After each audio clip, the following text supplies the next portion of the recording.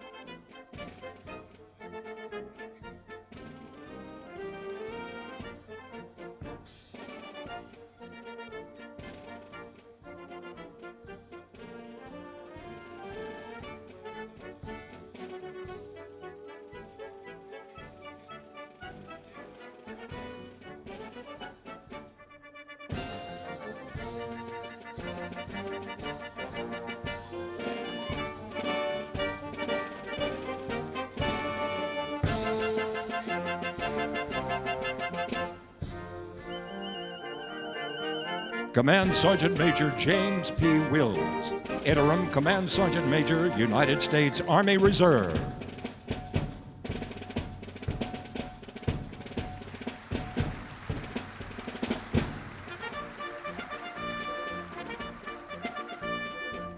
Command Sergeant Major Christopher P. Kepner, Command Sergeant Major, Army National Guard.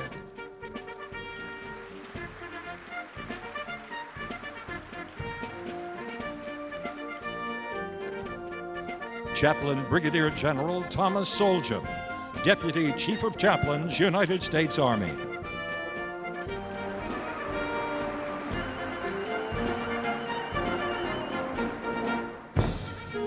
Lieutenant General Timothy Canavi, Director, Army National Guard.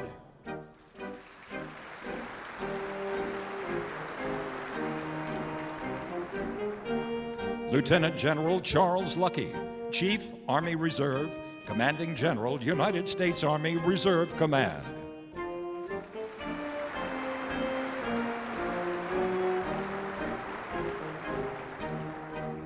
Sergeant Major of the Army, Daniel Daly.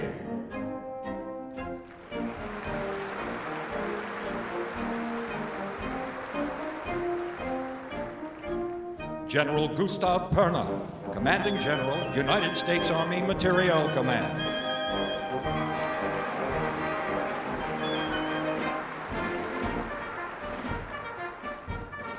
General Robert Brown, Commanding General, United States Army Pacific.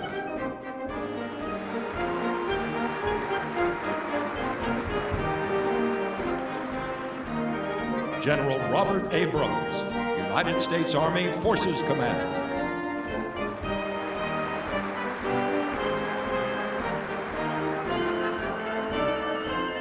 General David Perkins, Commanding General, United States Army Training and Doctrine Command.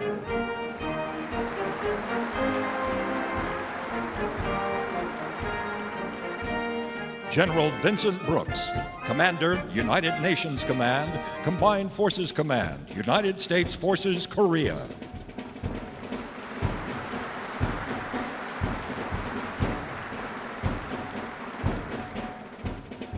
The Honorable Patrick Murphy, Undersecretary of the Army.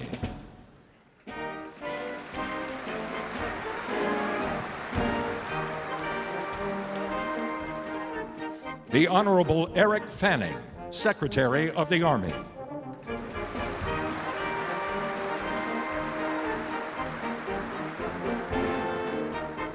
Nicholas Shabraya, Chairman, Association of the United States Army Council of Trustees.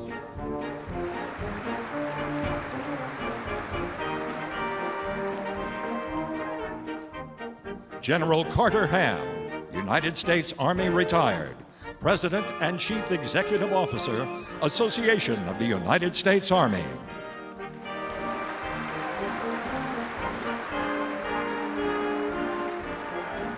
Ladies and gentlemen, please welcome our honored guest and keynote speaker, Chief of Staff of the United States Army, General Mark Milley.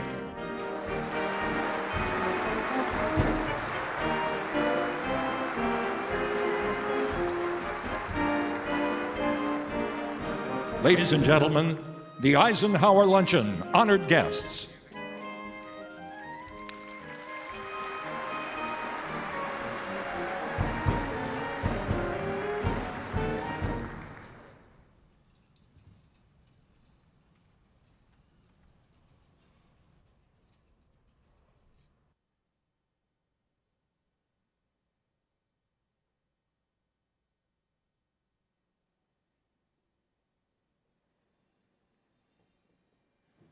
Well, we're sorting out some seating arrangements, which we're allowed to do. Thank you all very, very much, and welcome to the 2016 Dwight D. Eisenhower Luncheon honoring our Chief of Staff. Let me invite Chaplain Soljum up to offer our invocation. Chap, where are you? There you are.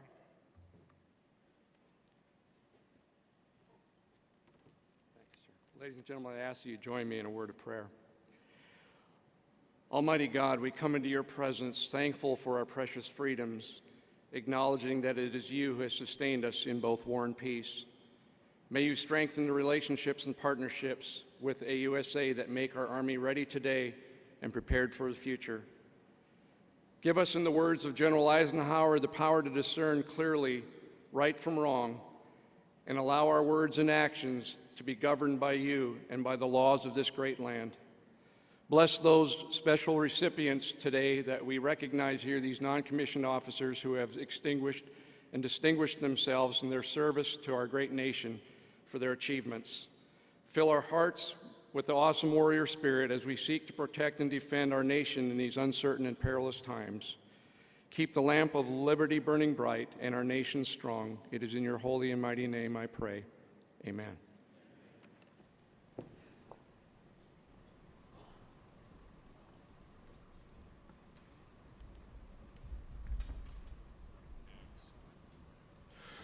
Oh, say, can you see by the dawn's early light what so proudly we hailed at the twilight's last gleaming, whose broad stripes and bright stars through the perilous fight o'er the ramparts we watched were so gallantly streaming, and the rocket's red glare of bursting in air gave proof through the night that our flag was still there.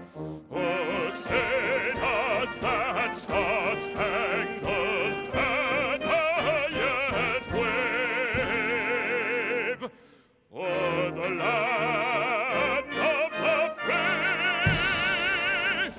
and the home of the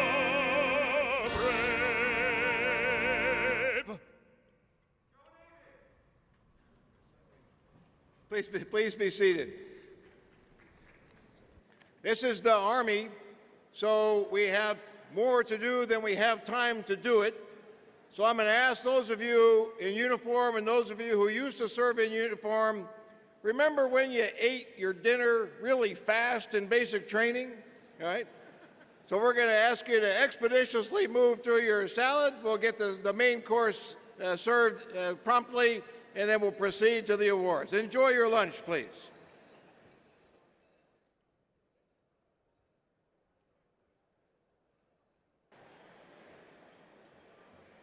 Ladies and gentlemen, if I may,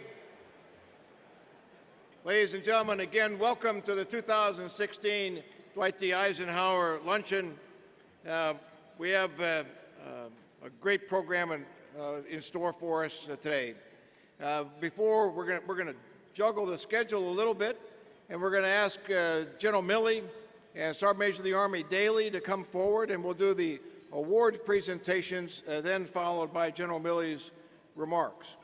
I will take this opportunity, so as to save a bit of time, to thank all of the senior leaders who are here.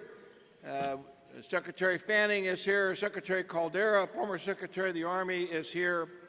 Several former Chiefs of Staff, General Reimer, General Sullivan, General Vano, General Shinseki.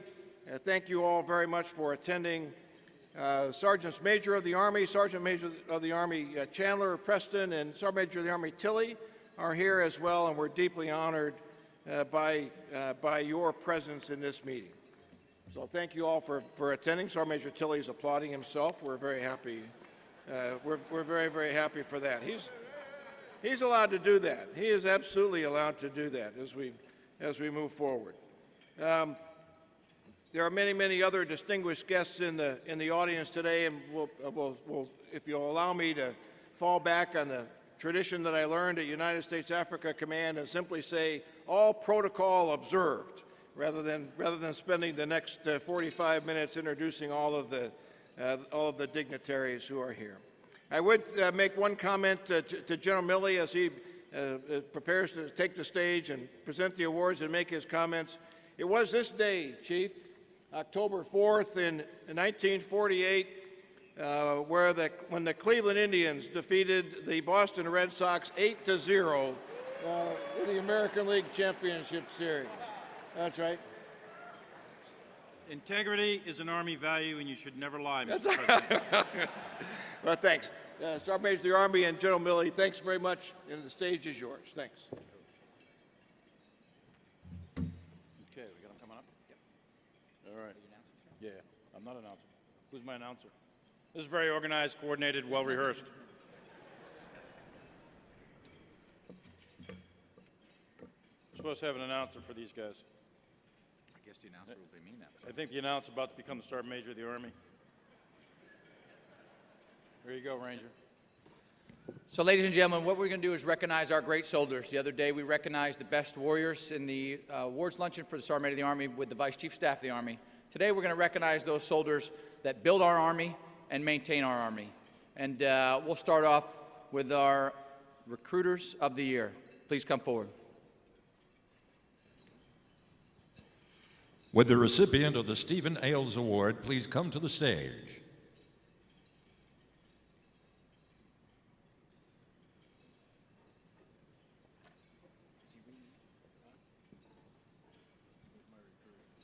The Stephen Ailes Award is presented annually by the Department of the Army to the Outstanding Drill Sergeant of the United States Army. This year, outstanding drill sergeants representing United States Army training centers competed in a headquarters U.S. Army Training and Doctrine Command competition for this coveted award. The 2016 Army Drill Sergeant of the Year is Sergeant First Class Martin Delaney III, Fort Leonard Wood, Missouri.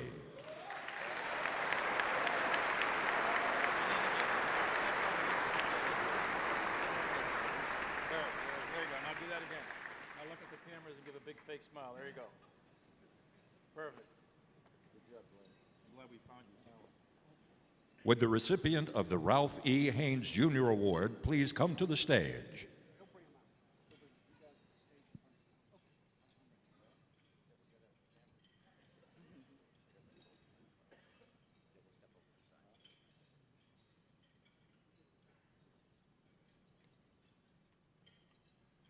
The Ralph E. Haynes Jr. Award is given annually by the Department of the Army to the United States Army Reserve Drill Sergeant of the Year.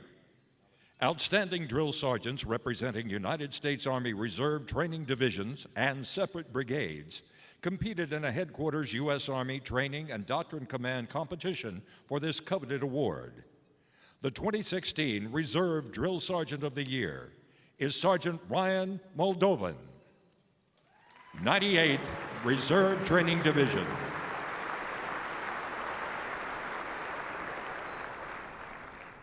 Would the recipient of the Finis D. McCleary Award please come to the stage?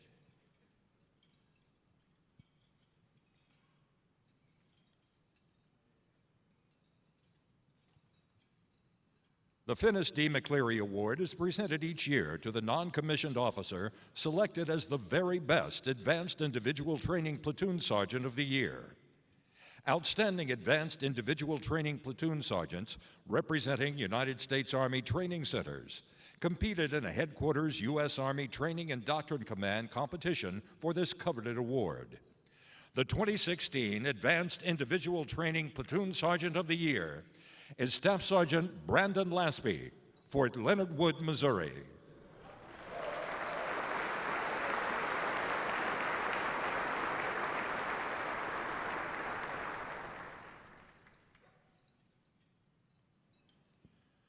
Would the recipients of the General Maxwell Thurman Recruiting Excellence Award please come to the stage?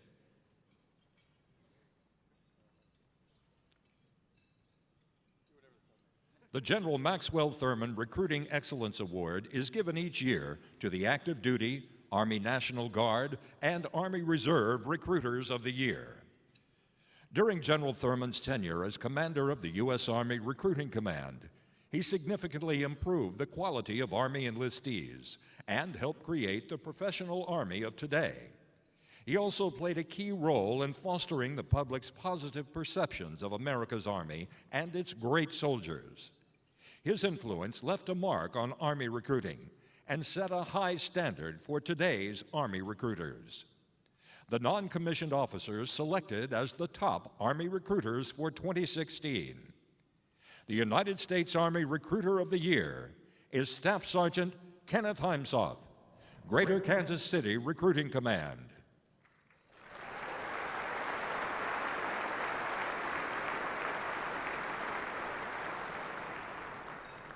The United States Army National Guard Recruiting and Retention NCO of the Year is Staff Sergeant Amadou Traore,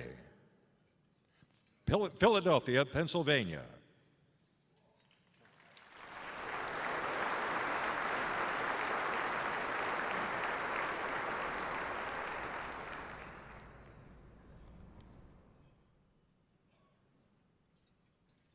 And the United States Army Reserve Recruiter of the Year, Staff Sergeant Jesse R. Myers, Quincy, Illinois.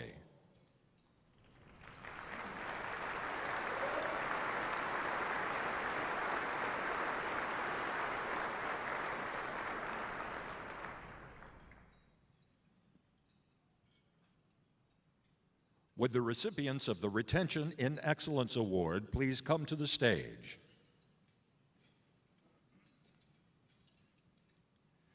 The Excellence in Retention Award is given each year to the active and reserve component Career Counselors of the Year. Retaining the very best soldiers is critical to the Army's mission of growing and developing leaders for the future.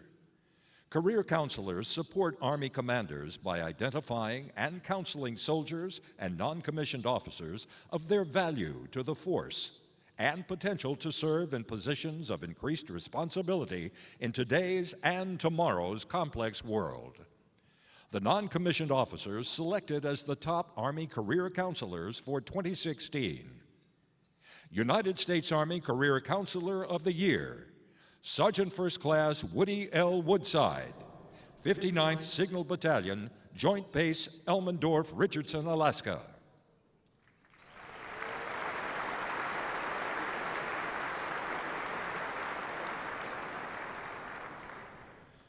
The United States Army Reserve Component Career Counselor of the Year is Sergeant First Class Barbara Grimm, United States Army Reserve, Joint Base Elmendorf, Richardson, Alaska.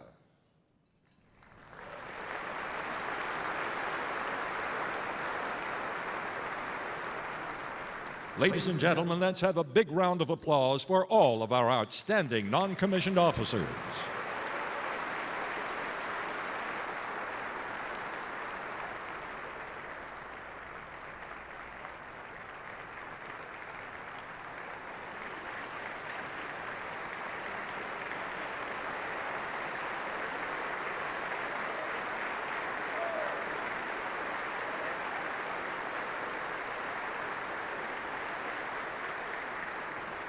Okay, I get it.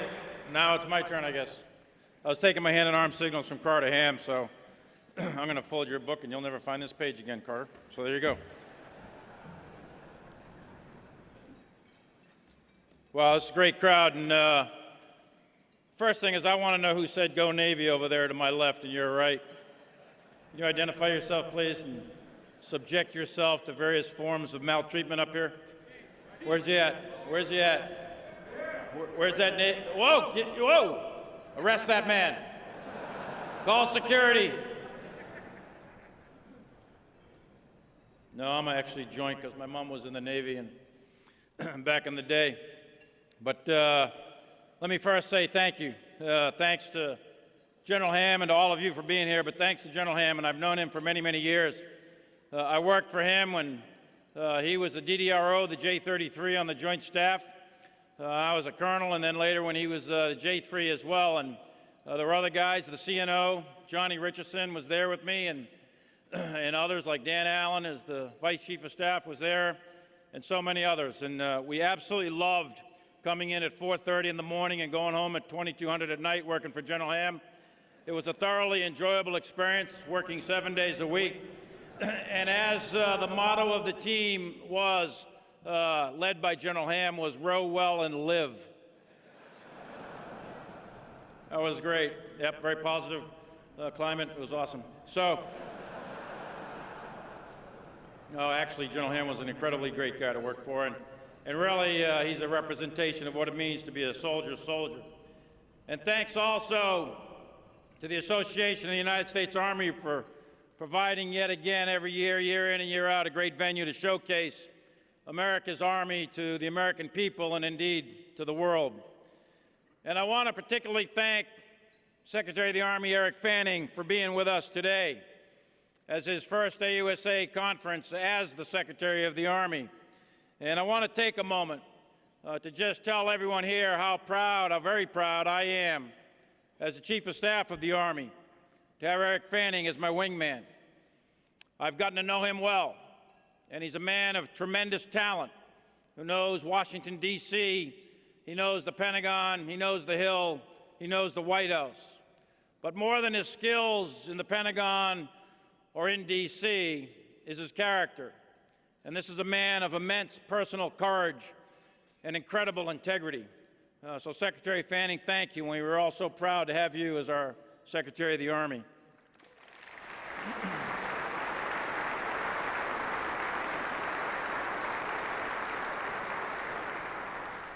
And I want to also thank Secretary Murphy, a long-distance cousin from the Philadelphia Murphys, as opposed to the Boston Murphys. But I want to thank you as well for your leadership and unwavering support to the soldiers and their families. And we as an Army are very, very lucky to have both Secretary Fanning and Secretary Murphy as our most senior civilian leaders. So thanks, Secretary Murphy. Thanks, Secretary Fanning, for your great leadership, both of you.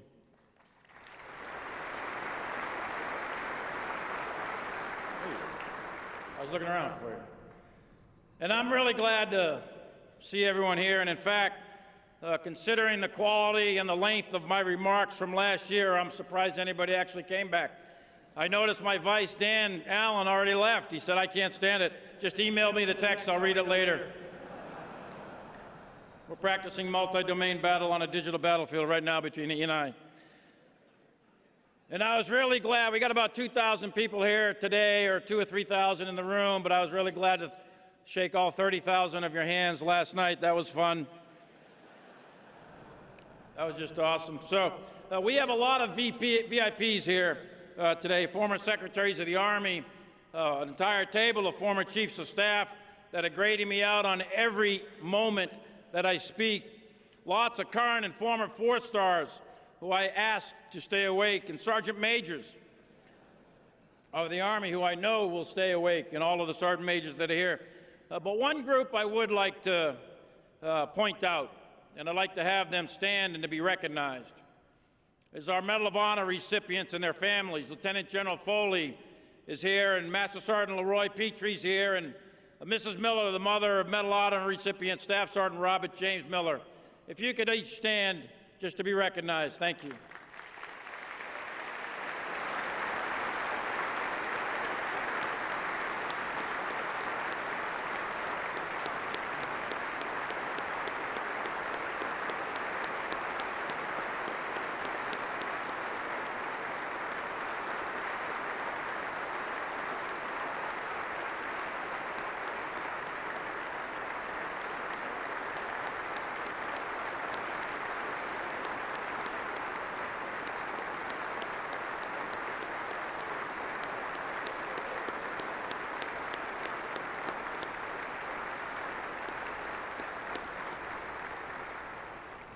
And I must say that General Foley gets double kudos because he's from Boston and he's a charter member of the Red Sox Nation, and Master Sergeant Petrie wanted to be from Boston, so well done.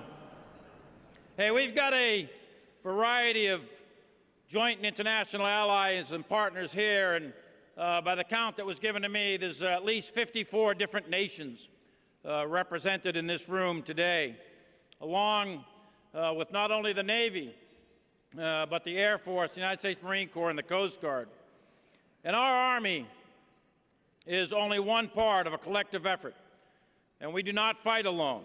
We've always fought alongside our brothers and our sisters in the Navy, the Marines, Air Force, and Coast Guard, and with all of our allies and friends.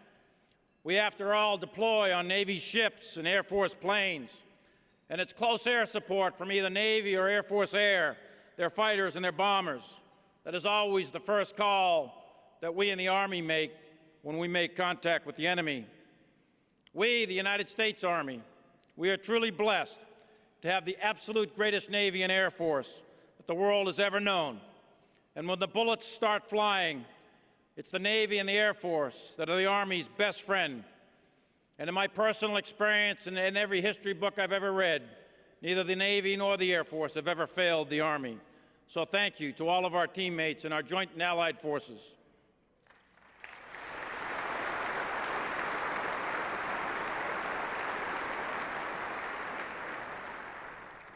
But my main purpose today is actually to find a lawyer.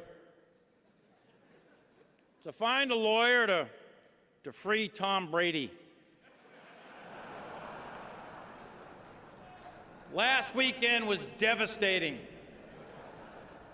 Shutout, no points on the scoreboard, as Tom was lounging around in the Riviera. It was killing me. And I know I got some New Yorkers out there who are proud of that. But to all of those New Yorkers, I can only say at least one thing. Where are the Yankees? Because the Red Sox are on a roll. Hey, look, I do want to talk to you about some serious stuff today. I want to talk to you about our future. I'm going to review for a few minutes our current situation and our current readiness, but then I want to delve into the future and lay out what I think we're facing in the years ahead. But before we do that, I'd like to go ahead and roll a short video clip. It's about, I don't know, 2 or 3 minutes, and I'd ask you just pay attention to the screens. Go ahead and roll the film.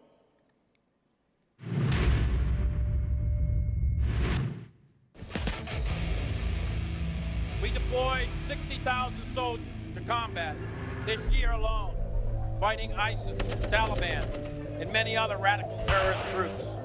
We've rapidly responded to a variety of exercises in Asia and Europe, Central and South America, Africa, to assure our partners and friends while we deter our adversaries.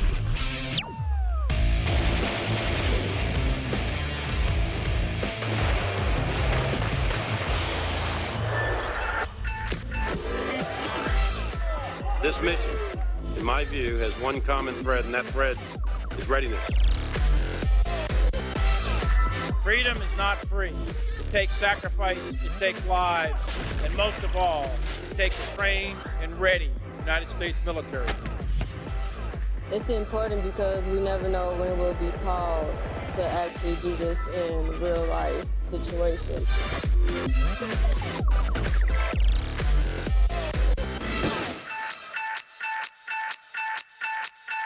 Do the tasks, knock it out. We will and must find the best robotics, the newest technologies, and ensure that the best logistics and transportation methods are available to our soldier so they always have the advantage on the battlefield. We are providing you with the best equipment possible. I can tell you that.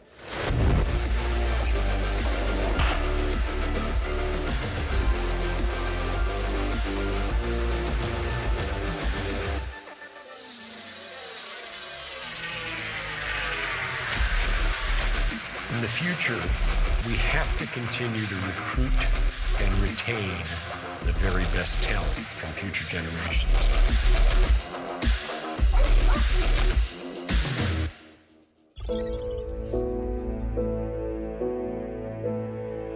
There's nothing we enjoy more than coming out into the fields where we learn more than anything we could possibly learn in the Pentagon.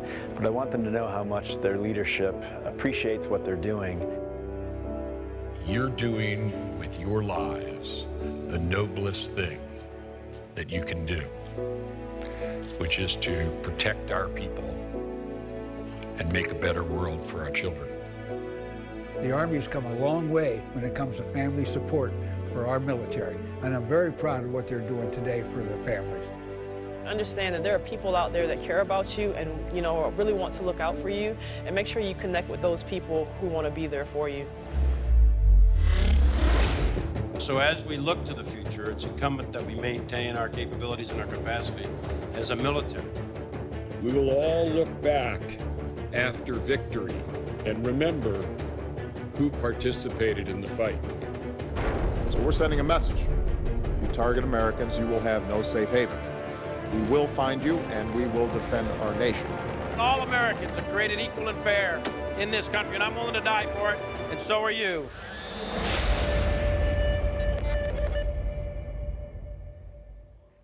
Oh.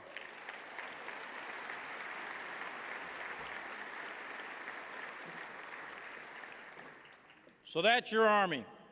187,000 soldiers in 140 countries today. There's not a lot of Tom Brady's or NFL players that could do half of what our soldiers do. And on this team, we actually stand for the national anthem. So a year ago,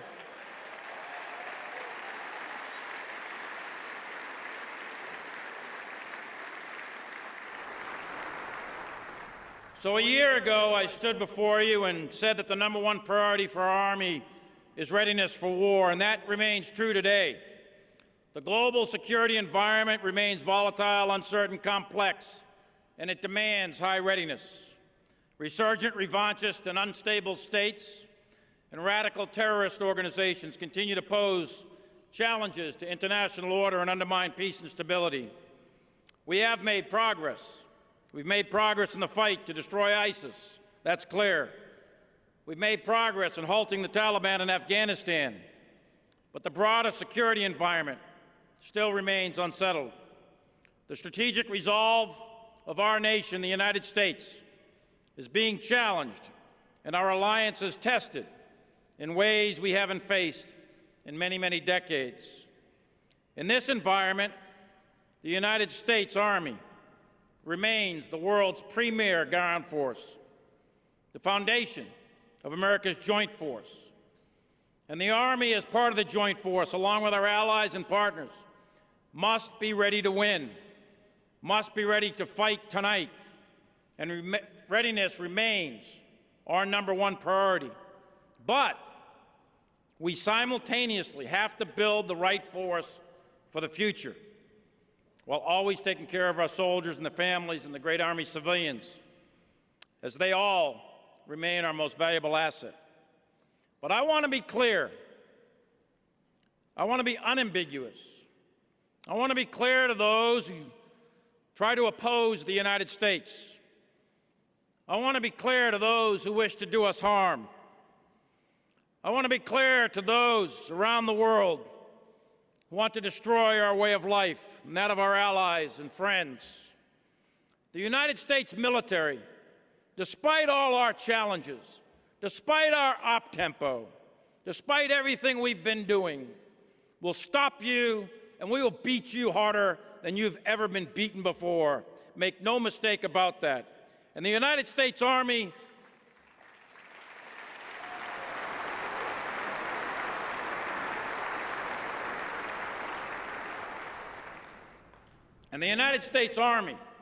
is America's combat force of decision. And when the political leadership of the United States decides to deploy its Army, and when we show up on your turf, then you know the game's for real, and the stakes are for keeps. And the other thing you know is you're going to lose. You will lose to the American Army. Make no mistake about it. We can now, and we will remain in the future, retain the capability to rapidly deploy, and we will destroy any enemy, anywhere, anytime. So I stand here today, and I caution the enemies of America who doubt or misread our capability. Many enemies have grossly underestimated the United States and its people in the past. They've underestimated our national resolve. They've underestimated our capability, our skill, and our combat power. And each made a fatal choice, which ended with their enrollment in the dustbin of history. The same will be true of any enemy that makes that mistake today or tomorrow. But while we are ready now, and will remain so in the future, we are also facing tough strategic choices, and we are being increasingly challenged with very capable potential adversaries, clearly acting in opposition of our interests. It's our aim to deter war, but if deterrence fails, we as an army, we as a nation, must be prepared to fight. And the pain of preparation is always less than the pain of regret. Never forget that deterrence is expensive, and the only thing more expensive than maintaining capable, ready forces is actually fighting a war. And the only thing more expensive than fighting and winning a war is fighting and losing a war. And our job as an army, our contract with the American people and the People's Army, we make this contract with all American citizens, that we, the United States military, we, the United States Army, will never lose a war. And yes, as Secretary Fanning said just yesterday, you have to pay for it. And the costs of victory, it's very expensive. It costs a lot of money, a lot of treasure, and a lot of blood. So we find ourselves in a difficult place.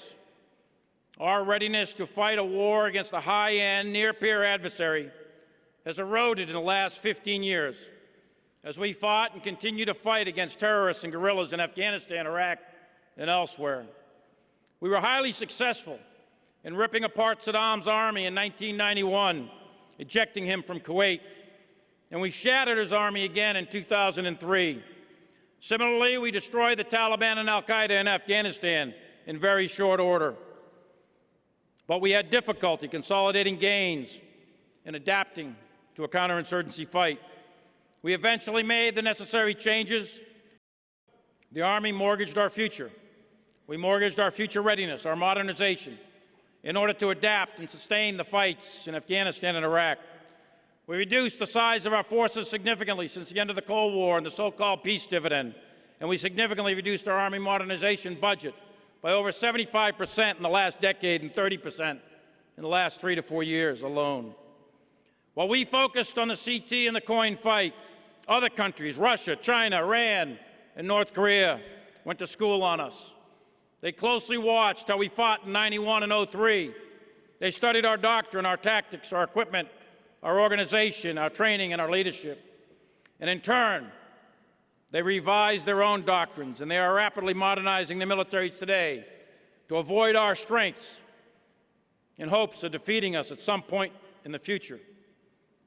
Recently, a senior Russian official, ambassador to the United Kingdom, Alexander Karamenko, he said, quote, "The established world order is undergoing a foundational shakeup with the Crimea, Ukraine, and Brexit." He went on to call for the dismantling of NATO and the European Union. And he said, quote, "Russia can now fight a conventional war in Europe and win. Russia is the only country that will remain relevant forever. Any other country is dispensable, and that includes the United States. We are endgame now," end quote. He said that all just 30 days ago. Bluster? Hubris? Bravado? Or does he mean what he says? Does he believe it? And more importantly, do the leaders in the Kremlin believe it? Well, history tells us to be careful. It's always wise to believe foreign leaders' declaratory policy, as most nations tend to telegraph their strategic intentions.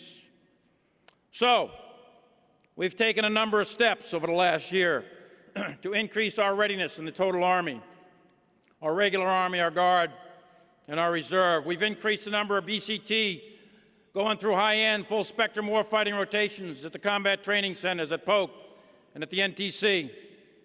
2 of these rotations are Guard brigades, and we're about to double that for the National Guard to 4 annually. And these additional rotations are improving readiness throughout the Army, current readiness, but also improving our future readiness by creating a pool of leaders that are now developing multiple rotations, hitting the sled over and over again in the most challenging training environment against a world-class OPFOR that realistically portrays the current and projected threat environment. We've also initiated our regular Army and National Guard Associated Units pilot program, which is strengthening the bonds between the active and National Guard components, increasing the readiness of the total Army. And we are seriously considering increasing the number of annual training days in selected National Guard units so they will be able to more rapidly deploy in the event of conflict. We've also significantly increased our combined arms live fire programs, both at home station, the combat training centers, and we've also increased the frequency of our mech and armored gunneries, improved our artillery skills to deliver mass, timely, and accurate indirect fires. We've re-energized our forcible entry airborne and air assault capabilities and renewed our rapid deployment capability with increased emergency deployment readiness exercises, both in CONUS and overseas. In short, our readiness is steadily improving across the entire formation of the United States Army. But our progress is slow, and it's going to take consistent, predictable funding and much more time and effort to reach the levels we need to in order to provide our political leadership capable options that adequately reduce current risk to both mission and force.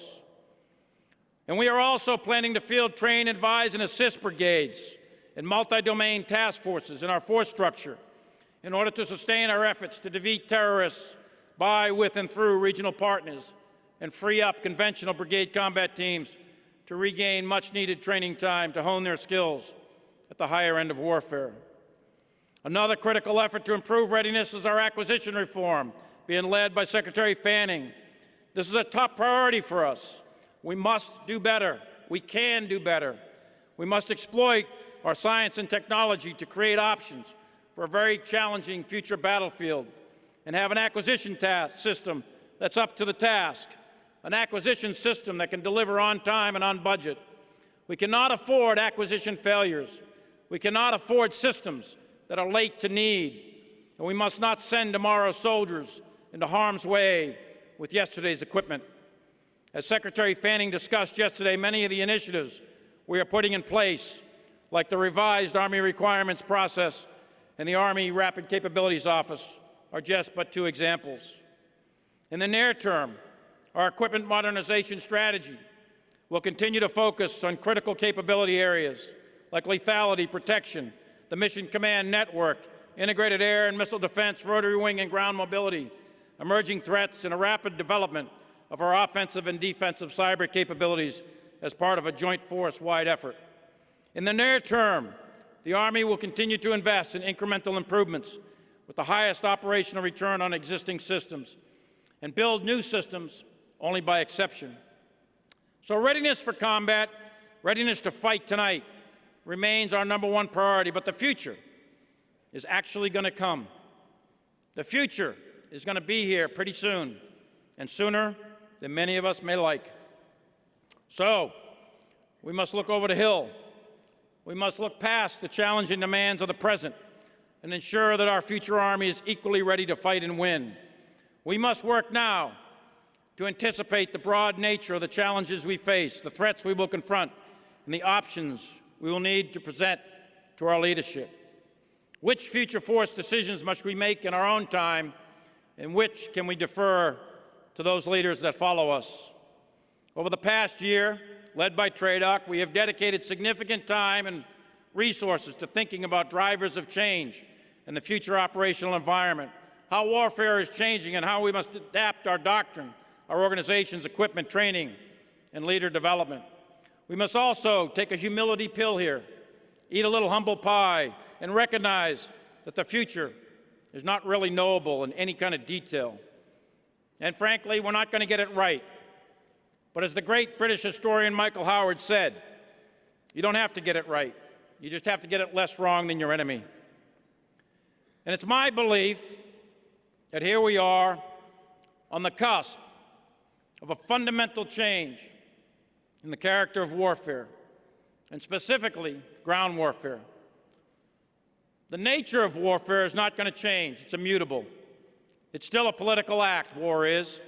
A decision by humans to impose their political will on their opponent by the use of violence. War will still be characterized by chance and fog and friction, and it will always be a dynamic interaction of competing human wills. And its cause will likely still adhere to Thucydides' famous analysis of fear, pride, and interest. But the character of war, how wars are fought, where wars are fought, with what weapons and technologies, organizations, and doctrines. In short, the ways and means of war is, in my view, about to undergo fundamental, profound, and significant change. That change will not happen on a certain day or even in a year. In fact, we're undergoing that change right now as we sit here, and we've been in the midst of it for some time. That change is evolutionary, not revolutionary, but it is no less profound. And I suspect that the organizations and weapons and doctrines of land armies between 2025 and 2050, in that quarter-century period of time, will be fundamentally different than what we see today and will likely have in the few years ahead. Think of the difference between the smoothbore musket and the rifle, or the rifle and the machine gun. The difference between muscle power of foot soldiers and horse cavalry and the machine power of tanks, trucks, and airplanes.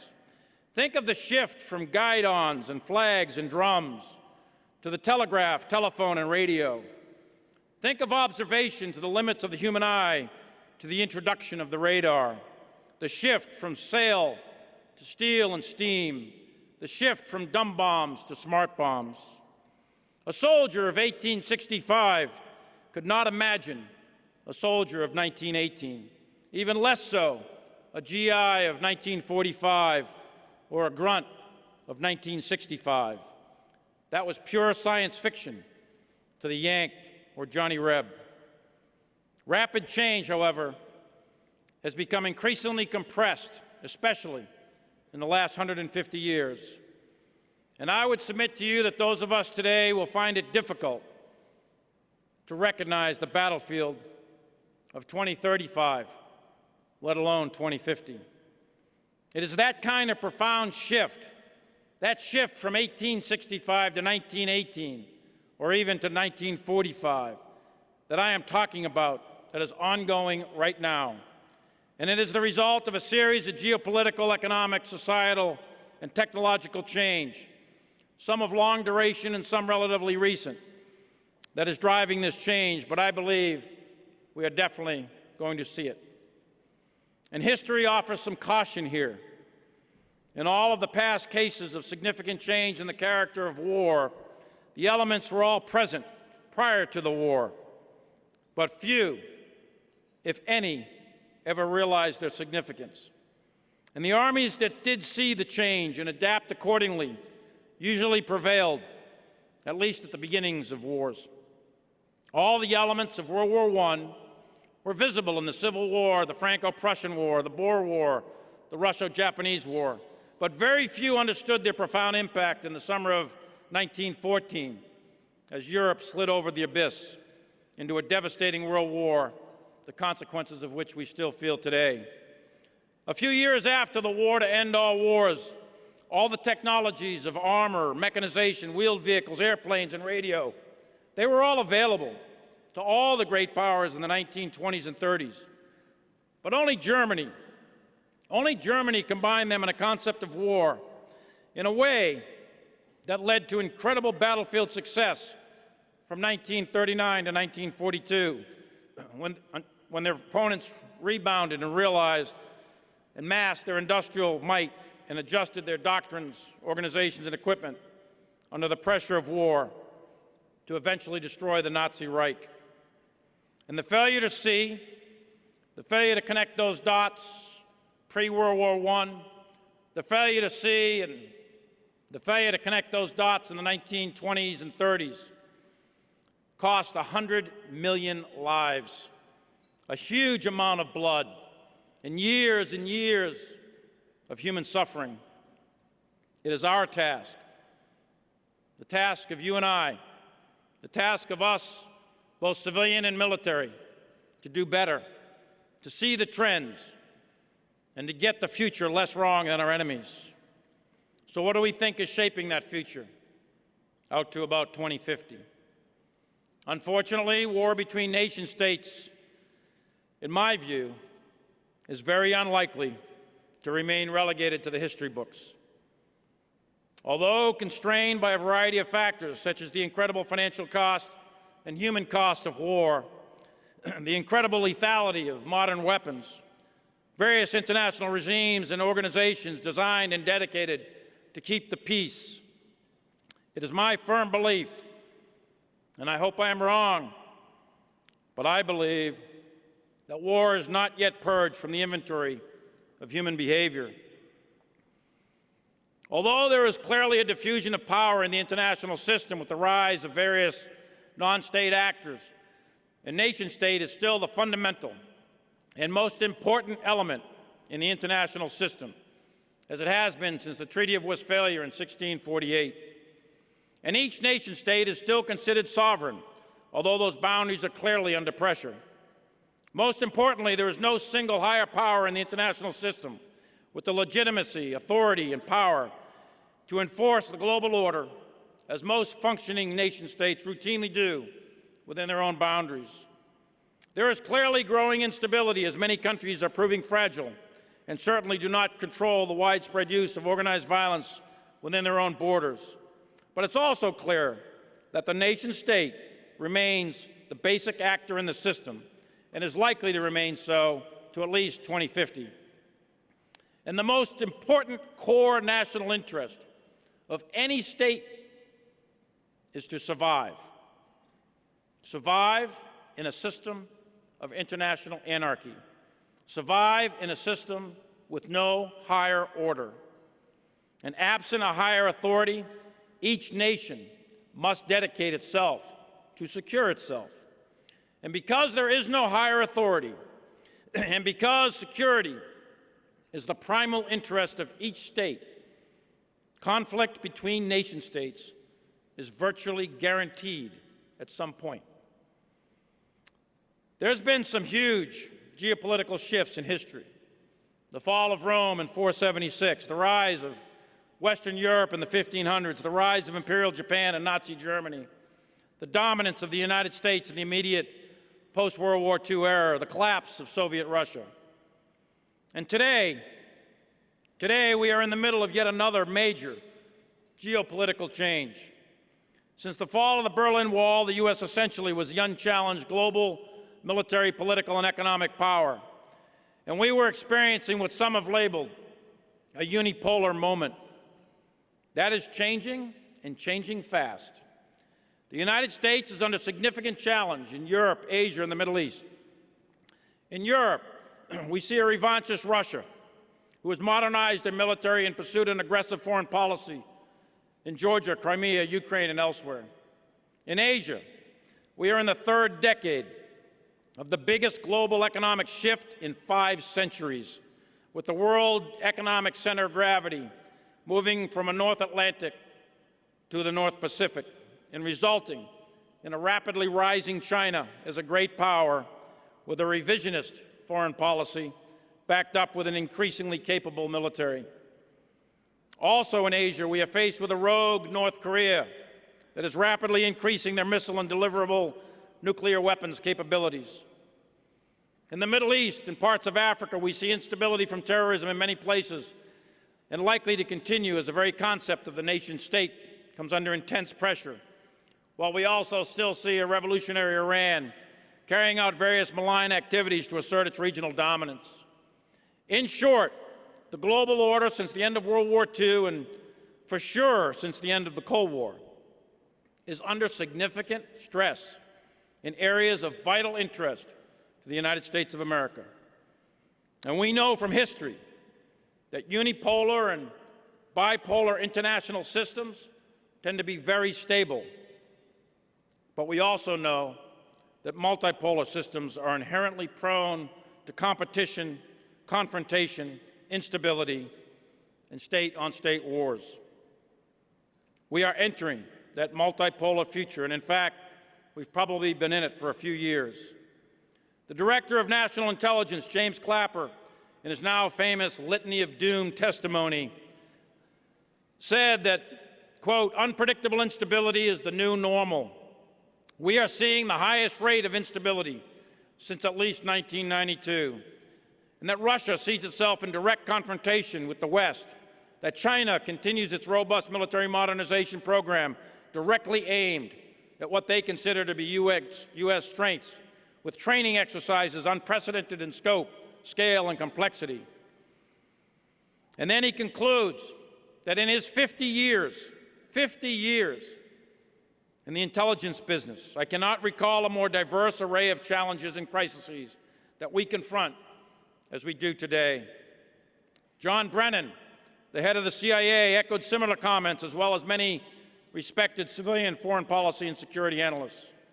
In addition to the international order undergoing significant stress and fundamental change, we are witnessing significant demographic change, with mass migrations for both security and economic reasons, as people flee war-torn regions to survive while others move from resource or job-scarce areas in search of a better life. For whatever reason, the bottom line is that massive amounts of people in unprecedented numbers are moving from one country or one region to another, which is amplifying destabilizing effects. One of the most militarily significant mass migration is the movement of people to cities, which has really been going on for well over a century. 75% of Americans lived in rural areas 100 years ago, while today that number is completely inversed, with almost 70% of Americans living in urban areas. Globally, we are witnessing urbanization on a massive scale. In 1950, only 2 cities, New York and Tokyo, had populations of over 10 million people. Today, there are 38.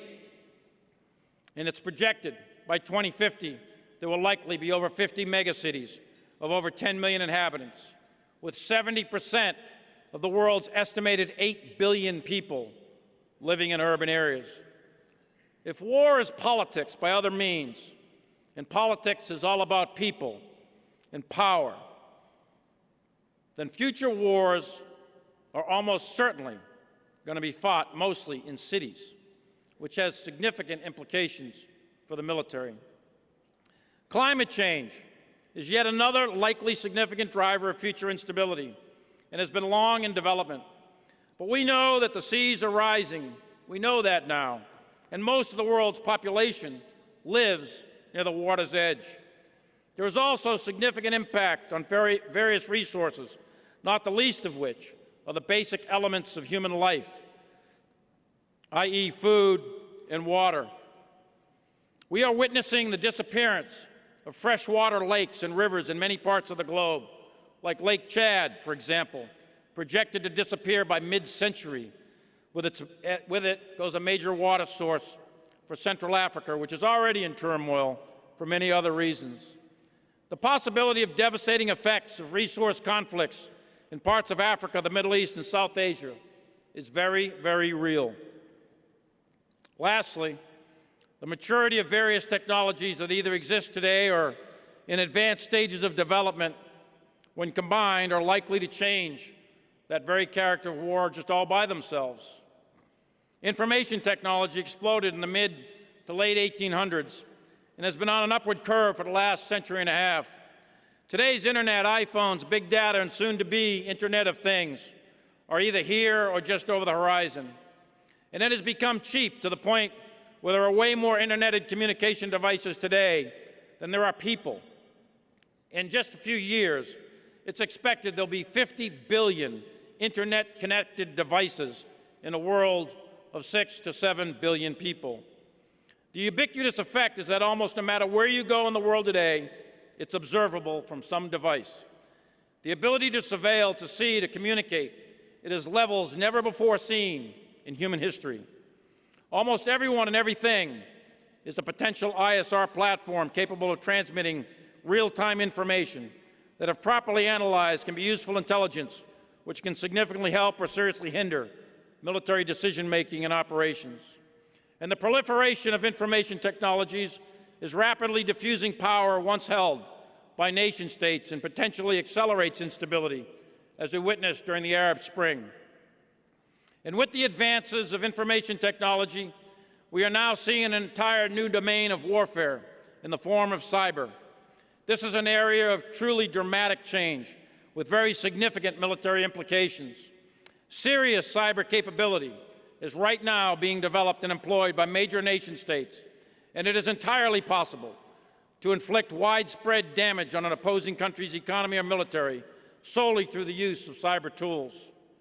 We see this in our daily lives now with hackers and cybercrime and imposters and the like.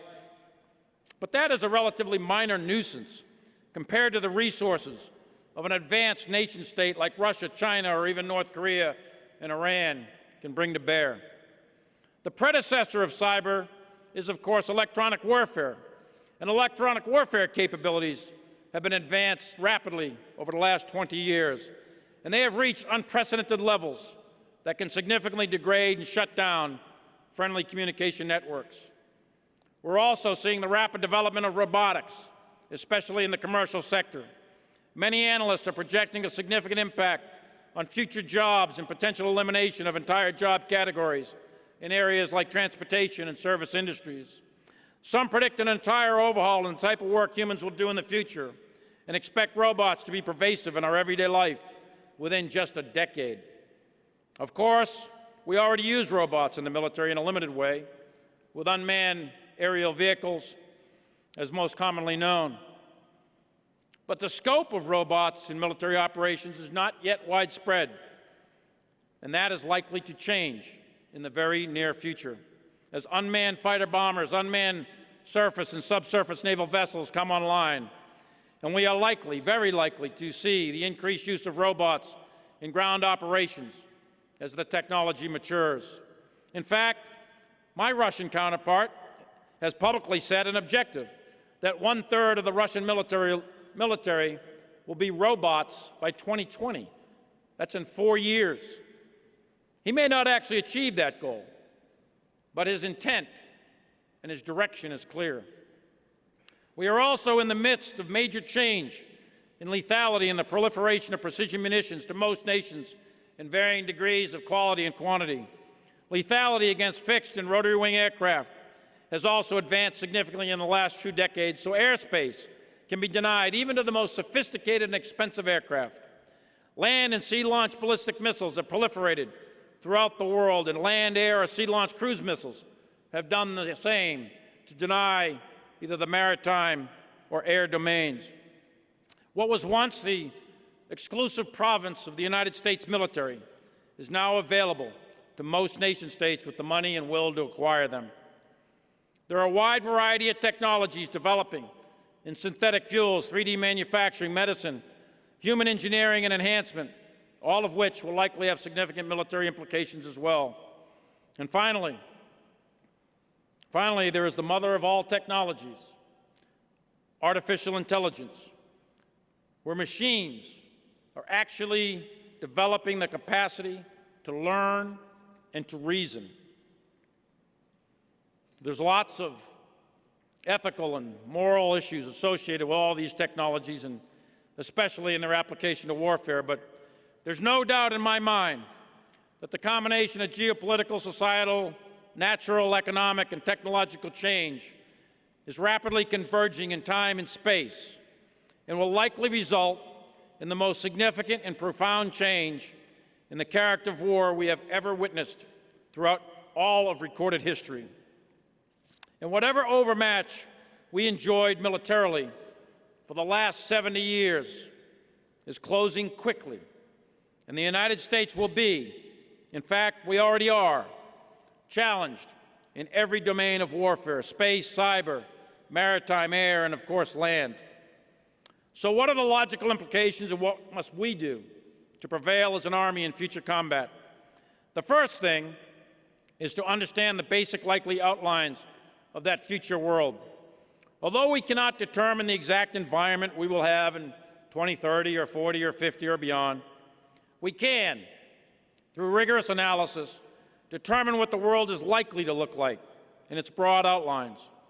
There will surely be lots of surprises along the way to the future, But we can get the basics about right to develop the forces and the weapons and the equipment that we need to protect our great nation. And then we have to place the big bets in research and development in science and technology, while simultaneously conducting legitimate and genuine experiments with our force designs and our doctrine.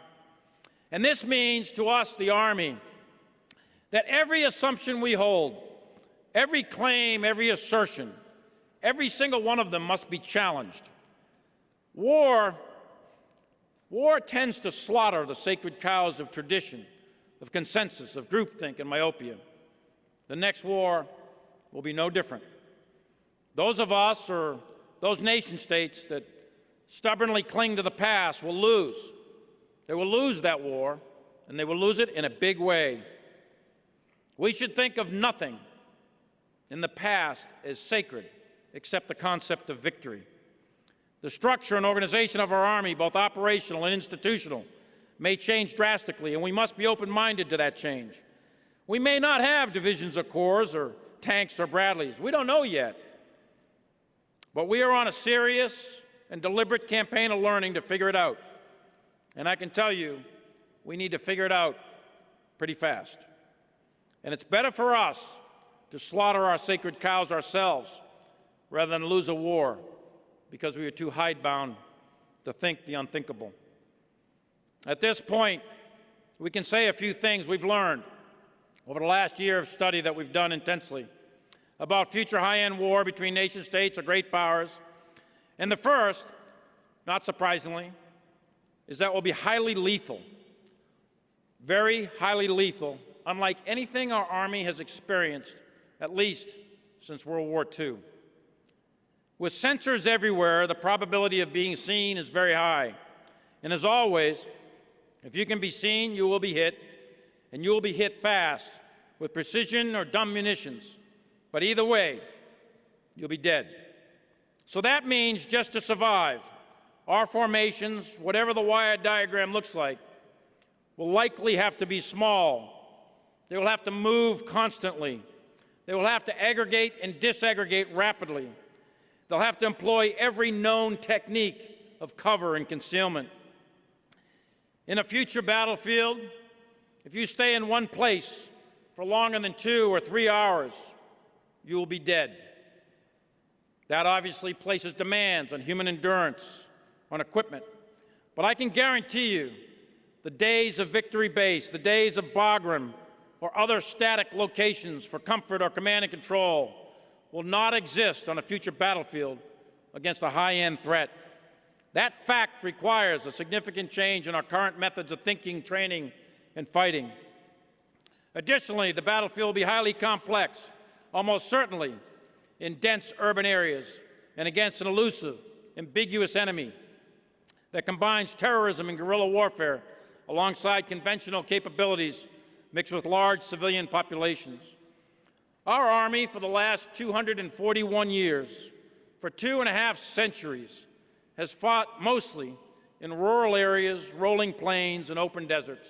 Yes, we were in Baghdad, we were in Hue, we were in Aachen, but for the most part, it was rural areas, rolling plains, or open deserts. In the future, we're going to have to optimize ourselves for urban combat. That fact, and I believe it to be a fact, has huge implications on intelligence collections, vehicle and weapons design and development, logistics, communication systems, and mission command. Can tanks elevate their guns to near vertical? Can UAVs fly down alleyways? Can radios communicate through multi-story buildings? How do we develop intelligence inside underground areas of a city? How do units and people move and maneuver? How do you do target discrimination and identify friend from foe from non-combatant? All of that and more will be extraordinarily difficult. Army operations in complex, densely populated urban terrain is the toughest and bloodiest form of combat, and it will become the norm, not the exception, in the future. The battlefield will also be nonlinear and compartmented, and units will have non-contiguous battle space with significant geographical separation between friendly forces. This type of battlefield will place a very high premium on independent, relatively small formations that are highly lethal and linked to very long-range precision fires. Our formations will come under enemy fixed-wing, rotary-wing, UAV, and missile attack on a routine basis. Dominance of the air by the United States Air Force, which the Army has enjoyed since the Normandy landings in 1944, will no longer be a luxury that we can assume in the next war.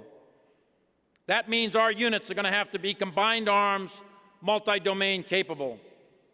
We will still have to fight and destroy land-based enemy units and seize terrain. But the Army, yes, the Army, we're going to sink ships. And we're definitely going to have to dominate the airspace above our units from hostile air or missile attack. This is going to require sophisticated air defense capabilities that are not currently in our unit inventories. In fact, just this morning, a few hours ago, we began to roll out our multi-domain battle concept, where all of our Army will maneuver in all of the domains to gain temporal advantage, enable the joint force freedom of action to seize the initiative. And we will employ our great mobility. We will employ our advantage in fires, both long range and close. And we will conduct cross-domain fires, and land forces will, both horizontally and vertically, integrate all of the joint force in all of the domains. And it will be armies that will be central to winning future wars. Because the enemy anti-access and area denial capabilities and their development over the last decade, land-based forces now are going to have to penetrate denied areas in order to facilitate air and naval forces. This is the exact opposite of what we have done for the last 70 years, where air and naval forces have enabled ground forces. To do that, we're going to have to develop ground capabilities that can see and shoot at very long range, far in excess of what is available today. The sustainment challenges will be significant. Life will almost certainly be extremely austere. Water, chow, ammo, fuel, maintenance, and medical support will be about all that we should plan for. Pizza Huts, fast food, male showers, and any other comfort items should not be expected on this battlefield, at least not as a matter of routine. And our lines of communication will for sure be contested and probably denied. Being surrounded will become the norm, the routine, the life of a unit in combat.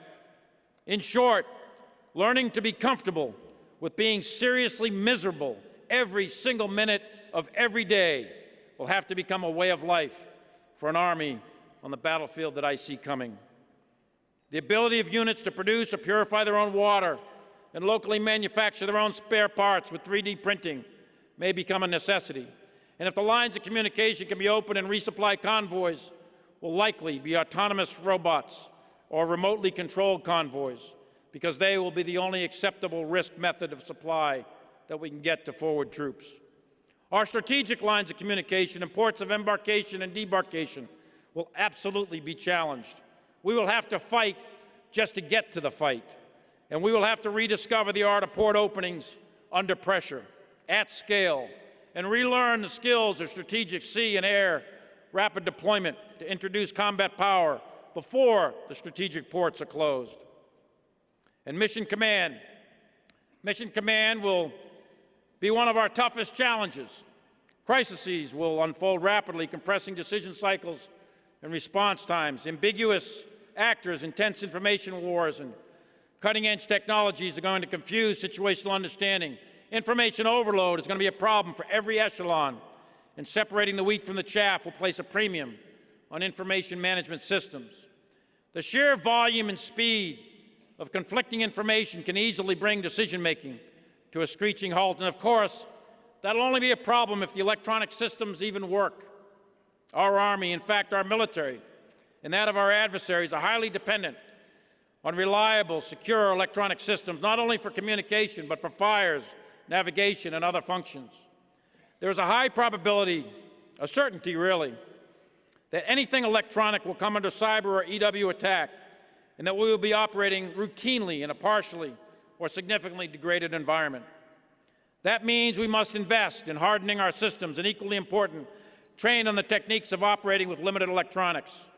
That will be a shocker for all of us, but it will be a reality. We might actually have to read a paper map again and learn how to use a lensatic compass. More significantly, we will have to seriously train and prepare ourselves for decentralized, independent operations based on mission command to execute the higher commander's visualization and intent without ever having actual contact with our higher headquarters for extended periods of time. Imagine not being able to talk to the Pentagon or the White House. That will be reality. This method will have to become a reality in everything we do, a basic MO, a basic modus operandi, and not just a buzzword in briefings and classrooms. And that brings me to people. Our most valuable asset and arguably our most significant asymmetric advantage inherent in the American military and the United States Army. For we come from a society of improvisers, a society of tinkerers, innovators, problem solvers, techno-savvy at an early age, and independence of action comes natural to all Americans. Self-starting initiative, disdain of boundaries and rules, nonlinear critical thinking, and aggressive will to win, coupled with an eternal optimism to overcome all obstacles to achieve the objective. All of that is hardwired in the national DNA of an American soldier. Our leader development programs, officer and NCO schooling and training, and individual soldier training is going to have to amp up in order to leverage the already present inherent qualities in all of our soldiers, from private to general.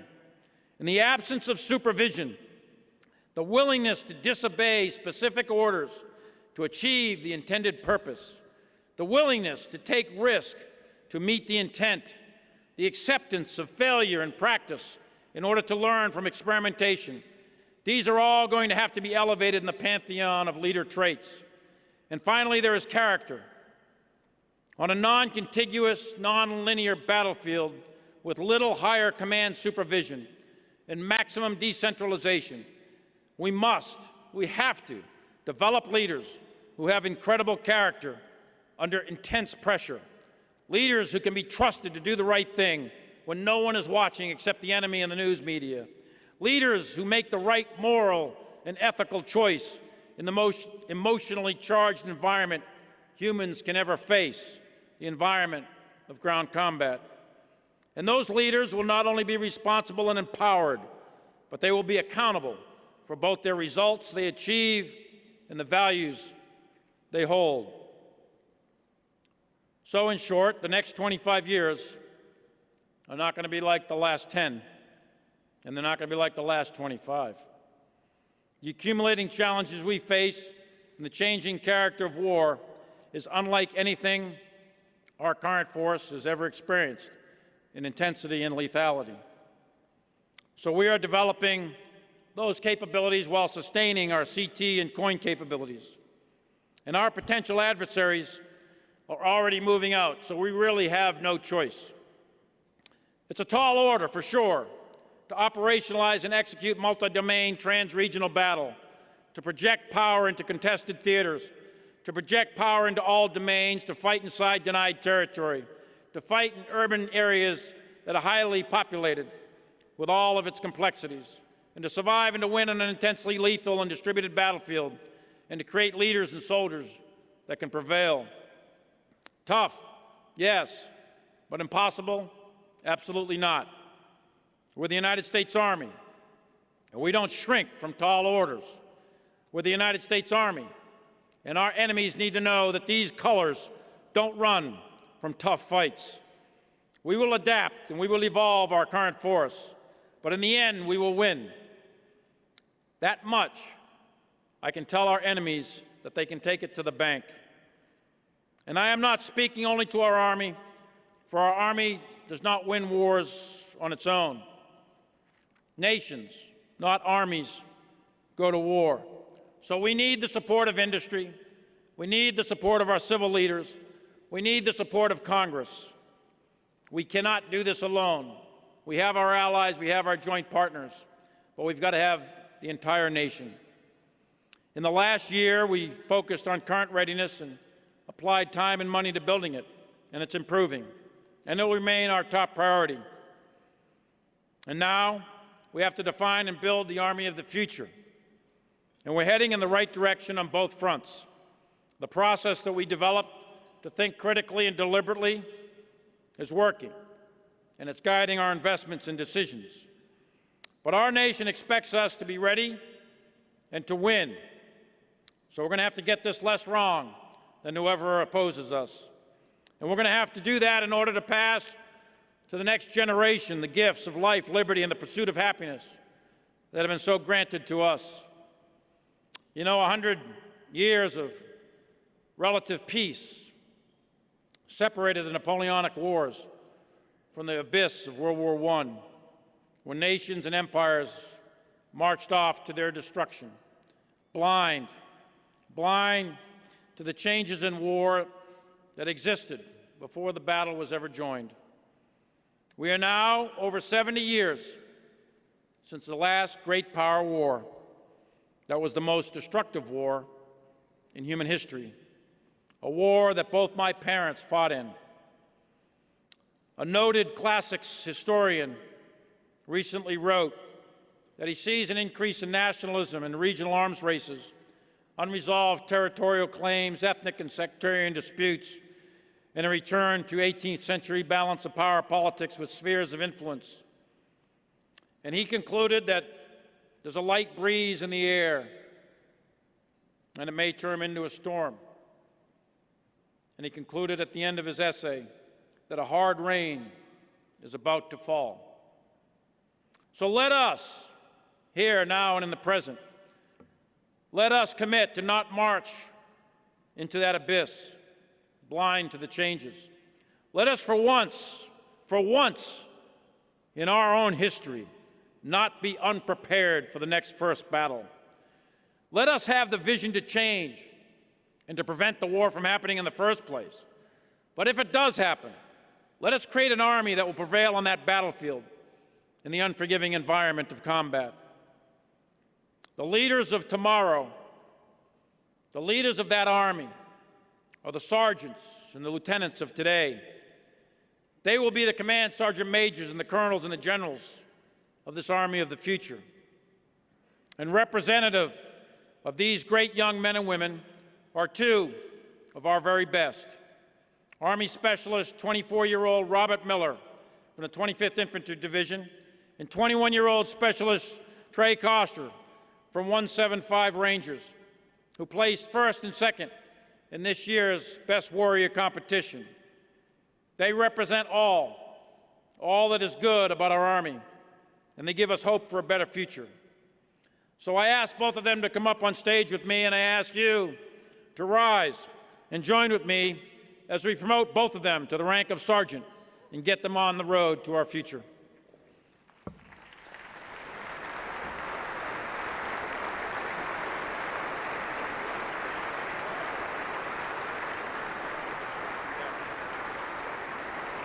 All right, attention to orders. Publish the orders. How's that? Attention to orders. Headquarters, Department of the Army, has reposed special trust and confidence in the patriotism, valor, fidelity, and abilities of Specialist Robert D. Miller and Specialist Trey L. Koster.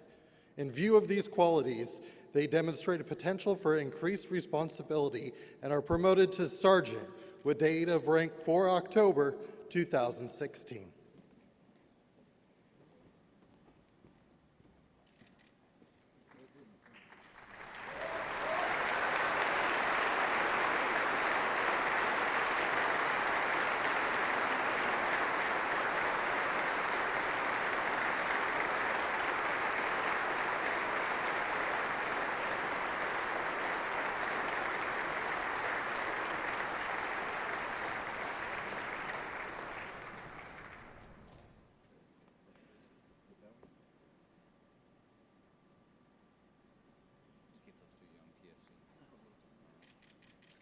Give them one more big round of applause, huh? All right.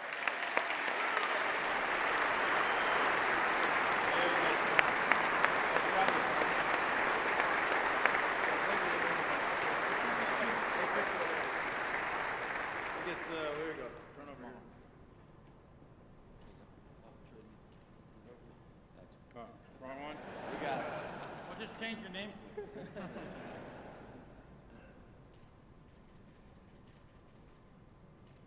All right, awesome.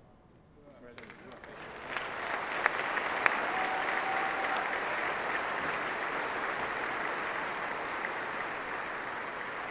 All right, thank you very much. I'm going to turn the microphone over to Carter because I know we're late, but I haven't been to a meeting that I've been at that I've ever been on time, so there you go.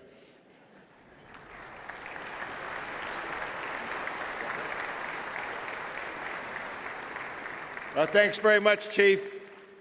I see General Cody is here, and I'm reminded of an occasion several years ago when General Cody was Vice Chief of Staff, and I was a one-star, as General Milley related. And General Cody would bring us together periodically, and he asked me one day, he says, who's that colonel you got working for you? Willie? He's Willie. He's got some potential. I think you got some potential, Chief. I think you're doing okay. You've laid out a tough challenge for near-term readiness and for readiness for the future. This Army is ready for that challenge because this is an Army like no other. And it's led by the extraordinary leaders that are growing in our ranks today. And if we invest in them, this Army will meet the challenges that you have laid out. And I pledge to you and to all here that this association, your association, will be with you every step of the way as we continue in our mission to be a voice for the Army and support for soldiers. Thank you all very, very much. We'll see you on the exhibit floor. Ladies and gentlemen, this concludes our luncheon. Please remain in your seats until the head table has cleared the room.